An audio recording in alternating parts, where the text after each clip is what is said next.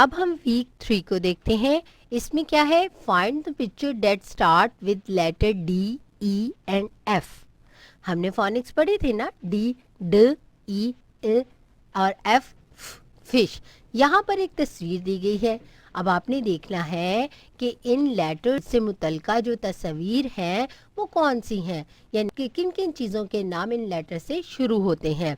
जैसे कि D, duck, E, elephant, F, fish, F, frog. इसी तरह और भी आपने चीज़ें इसमें से फाइंड करनी है। बच्चों को ये तस्वीर देख के इनके इस तस्वीर में मौजूद हर चीज़ का नाम पूछें और फिर उसके बाद आपने नीचे एक क्वेश्चन दिया गया है, how many picture did you find beginning with each letter. यानी कि यहाँ पर डी, ई और एफ, और यहाँ पे नंबरिंग भी दी गई है 5, 3, 2, 3 एंड 3, 4। आपने देखना है कि कितनी इस लेटर से रिलेटेड कितनी जो तस्वीर हैं वो हैं। कितनी तस्वीर के नाम डी से शुरू होते हैं, कितनी तस्वीर के नाम ई से शुरू होते हैं और कितनी तस्वीर के नाम एफ से शुरू होते हैं। तो आपने उसके गिर्द क्या करना है, सर्कल लगा देना है। सर्कल द बिगनिंग साउंड, ये तो आपको पता है। बच्चों से इस तरह कहें कि ये तस्वीर देखें, इनके नाम बताएं और इसका फर्स्ट यानी कि स्टार्टिंग साउंड बताएं कौन सा है, और जो साउंड है वो वहाँ पर उससे रिलेटेड जो है वो लेटर दिया गया है, जल्दी से उसके गिर्द सर्कल लगा दें। Right the beginning sound. इसी तरह यहाँ पर दो पिक्चर्स दी गई हैं, आप देख रहे हैं ना, फायर की और एलिवेटर की। आपने बच्चों को ये तस्वीर दिखानी है और इनके नाम पूछने हैं और फिर आपने कहना है फायर का बिगनिंग साउंड क्या है। जैसे फायर, एफ, एलिवेटर, एलिवेटर, ई का साउंड आता है ना।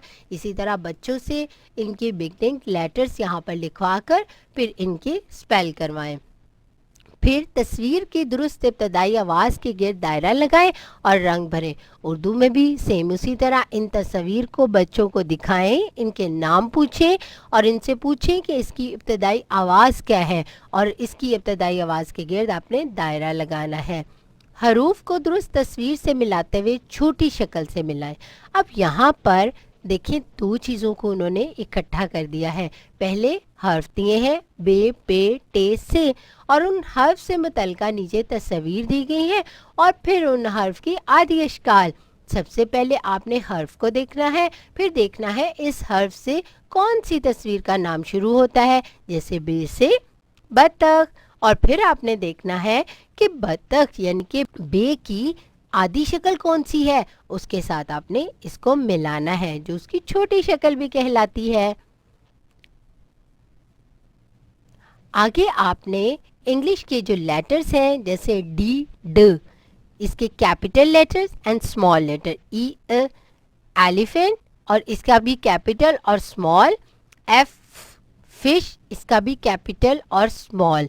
ये लेटर्स जो हैं वो आपने बच्चों को लिखवाने हैं और इन्हें लिख कर दिखाने हैं। एक एक लेटर्स में इनको गाइड करना है कि किस तरह आपने, ये देखें यहाँ पे डॉट है, यहाँ से ऊपर से नीचे की तरफ आना है और फिर ऊपर वाले नुक्ते से शुरू होकर ये छोटा सा सेमी सर्कल, यानी कि ये फर्स्ट 3 लाइंस में एक सेमी सर्कल बड़ा सा बनाना है, तो ये डी बन जाएगा।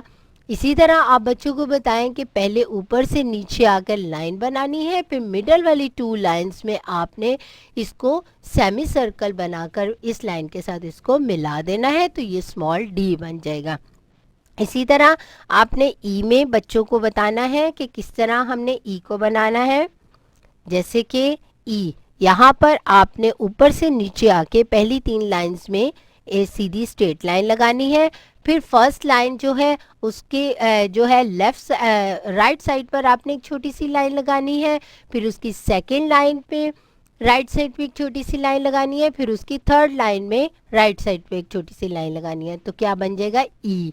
इसी तरह स्मॉल ई उनको आप सिखाएंगे और इसी तरह आप उनको बाकी के जो लेटर्स हैं वो उनको कहेंगे इसी तरह जिस तरह हमने आपको बताया आपने इसने लिखने हैं।